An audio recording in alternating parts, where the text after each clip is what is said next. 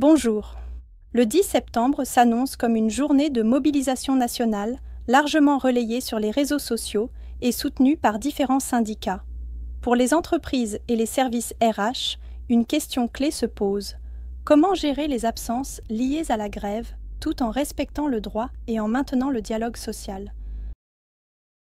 La grève est un droit constitutionnel. Tout salarié qui cesse le travail pour exprimer des revendications professionnelles bénéficie d'une protection. Il ne peut être ni sanctionné ni licencié pour ce seul motif. Cependant, cette protection a des limites. Empêcher les collègues de travailler, bloquer l'accès à l'entreprise ou dégrader du matériel constitue une faute lourde qui peut entraîner un licenciement. Les conditions pour qu'un arrêt de travail soit reconnu comme une grève. 3 critères doivent être réunis: un arrêt total du travail, même d'une durée très courte, un caractère collectif ou bien un salarié isolé qui se joint à un appel national et des revendications professionnelles, par exemple liées au salaire, aux conditions de travail ou à l'emploi. Autrement dit, un salarié participant au mouvement du 10 septembre sera bien considéré comme gréviste si ces conditions sont réunies. Préavis et information de l'employeur.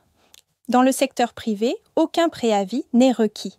Les salariés ne sont donc pas tenus d'informer leur employeur à l'avance. Celui-ci doit simplement avoir connaissance des revendications au moment de l'arrêt de travail. Dans le secteur public, en revanche, un préavis syndical de 5 jours est obligatoire. Conséquences pratiques pour l'entreprise. Le contrat de travail est suspendu pendant la grève. Pas de travail, pas de rémunération. L'employeur peut retenir le salaire au prorata exact de l'absence, sans pénalité supplémentaire.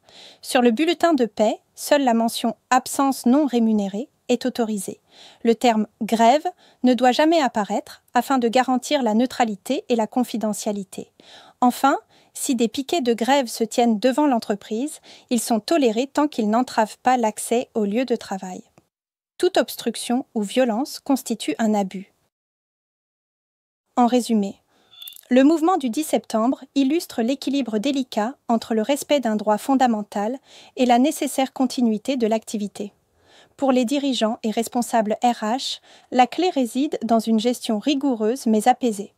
Appliquer le droit avec précision, garder une posture neutre et privilégier le dialogue.